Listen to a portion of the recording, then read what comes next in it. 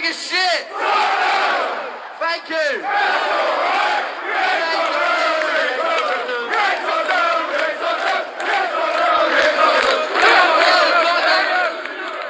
Why do Arsenal hate Tottenham? Firstly, this isn't going to be an unbiased and objective description of the relationship between the two teams and their fans. This is the Gooner channel, and it's 100% dedicated to the Arsenal. I spend very little time trying to think how it must feel to be a Spurs fan. I shudder at the thought. What I do seek to explain here is where this hatred comes from, because with the growth of Arsenal as an international brand, with millions of supporters all around the world who love the club every bit as much as those who were born and live in the shadow of its two great stadiums, some aspects of what it means to be a Gooner have travelled well, and some must be a little bewildering.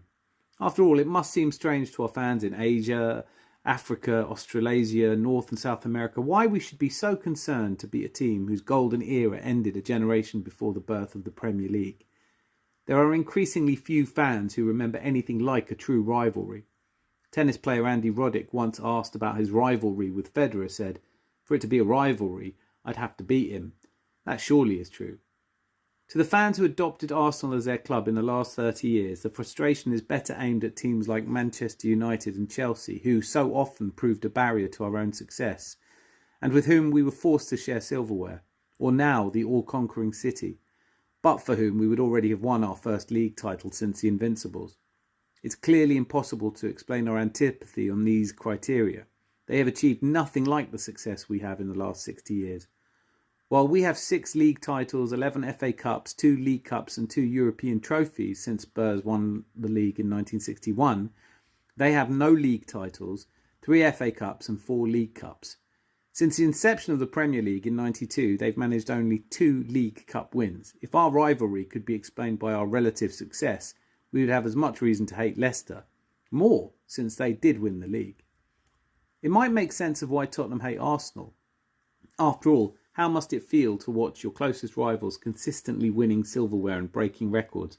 How must it affect you to be going to watch your team fail when just down the road, some of the greatest players in the world are playing the kind of scintillating football admired around the globe? As I said in the beginning, I'm not going to discuss why they hate us. That almost seems obvious. It's envy. No, this is an effort to explain why we, or at least those of us who grew up around them, why we hate them. It isn't just proximity, although I defy anyone who's spent time around them to like them. It has to be easier if you're a fan outside of London to avoid Tottenham fans. Perhaps you've never even met one in the flesh. Count yourself fortunate. They are infuriatingly deluded, endlessly talking about their own club as if it were a source of pride, when the truth is that Spurs are synonymous with failure. In 2016, it was widely reported that the word Spursy was to be added to the Oxford English Dictionary, with the definition being to have success in reach but to ultimately chuck it away. It proved to be a spoof, most likely dreamt up by an Arsenal fan, but remains true despite that, and is widely used even though it's not yet included in the dictionary. They are guilty of endlessly gloating over coming successes that never arrive. They are, in the proudest traditions of English comedy, the kind of pompous and jumped-up characters who are seemingly oblivious to their own failings, unable to see themselves as a laughingstock everyone else sees them as. It isn't hard to imagine them as a creation of Monty Python. As a fan base, they are almost as hated by Chelsea and West Ham and any of the other clubs whose supporters may have to suffer them regularly in daily life. Since they have so very little to cheer about in their own achievements, they resort to finding joy in the failures of others, where it does not belong. To be at your happiest when those closest to you fail in their efforts is to be a perennial critic. In the poetic words of Theodore Roosevelt, it is not the critic who counts, not the man who points out how the strong man stumbles or where the doer of deeds could have done them better. To the Spurs fan, the greatest moments of recent times have come when, as was the case last season, Arsenal have faltered. They delighted in calling us bottlers because our young squad failed to overcome the juggernaut that is Manchester City, who wrote themselves into history as arguably the greatest Premier League club of all time. It never occurred to the typical Spurs fan that they should instead reflect on a season where, despite occupying the top 4 almost as long as we did the top spot, they failed to secure European football of any kind. A season in which they had as many managers as Arsenal have had in 2 decades, one of whom took the unprecedented step of attacking his own club as one whose history was a history of failure, in which they lost home and away to a clearly superior Arsenal, who had ended a barren period in which they had finished above us in the league and yet still not managed any silverware. Their own captain, who'd been held captive for so long, finally escaped at the start of this season. On one level, it's hard not to think of them as optimists when they greet each new managerial appointment as the one. Mourinho would turn around their fortunes. After all, he'd never failed to win a trophy. It proved another false dawn, and asked about his time at Tottenham last year, said it was the only one of the clubs he'd managed for which he had no affection. It was Conte who was hired as yet another serial winner, whose outburst was surely a public resignation, because, as we know, they can't handle the truth. Arsenal fans had to endure the taunts when one of their ex-players, Naeem, scored a win as Manchester United and finishing second in the league. They were ecstatic to see us lose the 2000 final of the UEFA Cup and the 2006 final of the Champions League, but were eerily silent on the day we won the league at their own ground in 2004, becoming the only team unbeaten in an entire season. A result made even more poignant because it meant that we'd won the league at their ground as often as they'd done in their entire history. They could not find it in their dark hearts to offer us even faint praise for our achievement, and spent more time venting their spleen at yet another of their captains, Sol Campbell, who, despite being a product of their youth academy, had crossed over to the Arsenal to win trophies. These are the moments that make up the highlights reel of their lives as fans. How must it affect a person to need to find joy in bitterness and failure? It was Sigmund Freud who first developed psychodynamics, which was an effort to explain how we think and behave. It describes the forces within us, namely the id, that primitive part of us responsible for our innate components of our personality, our sex drives, our aggression, etc. The superego, which incorporates all the values of the society which are learned, how we should behave, how we're expected to act in order to be able to fit in. The ego develops in order to mediate between the unrealistic id and the external real world. It is constantly trying to balance these two component parts of the personality. The id, which wants us to do only what it enjoys in the moment, and the superego, which is always striving to have us make good decisions and be an upstanding person. Its failure to balance these competing forces is the cause of all personality disorders. In Spurs fans, the ego has failed.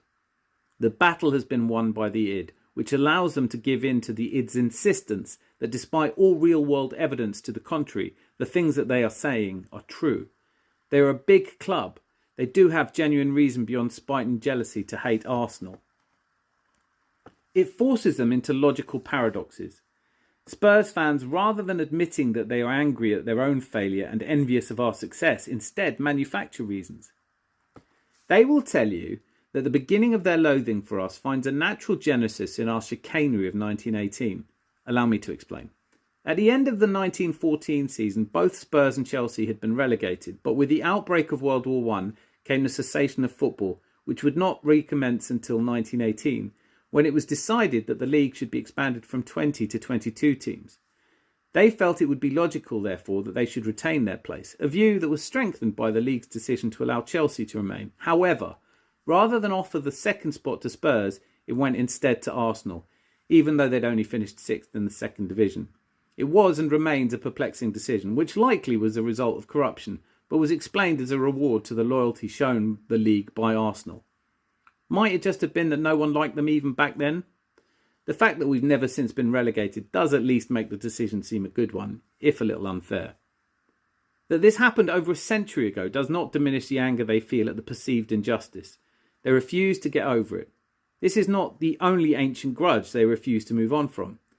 They repeatedly point to the fact that Arsenal began in South London as Woolwich Arsenal, and so we are unwanted invaders. It is true that we moved, but anyone who's spent time in South London, and I spent several years living there, will understand anyone who desires to move. What is less often talked about is that while we moved to Highbury and so became a North London club in 1913, Spurs, whose home is Tottenham, did not become a North London club till 1965, when Middlesex, the area they are in, became an official London borough. Which means, strictly speaking, Arsenal were a London club as well as a North London club before them. They refuse to accept this, again because of the cognitive dissonance being a Spurs fan requires. Absent the deep-rooted personality disorders revealed by these long-held grudges, it's easy to see they hate us because of nothing more than xenophobia, the mistrust of strangers. We have, though, lived among them for over a century, and there is no one alive who remembers us moving. They have passed down through the generations the idea that it's okay to be hostile to people who move near you. Inherent in that ideology is the idea that we should all stick to our own. How ugly that idea is. London is otherwise a shining example of welcoming people from all around the world.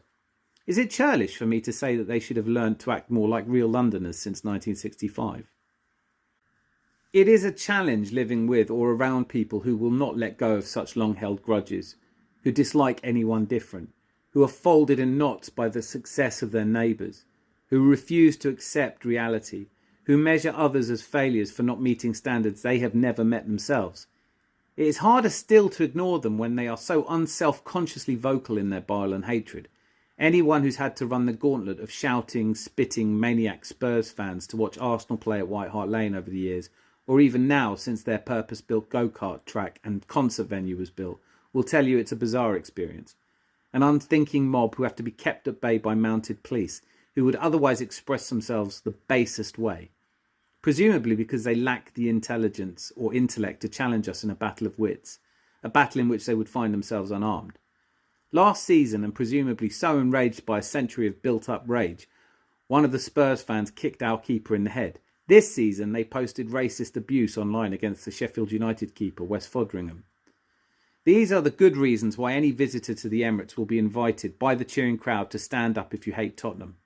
It's a celebration of our difference, our humanity. We're proud not to behave as they do.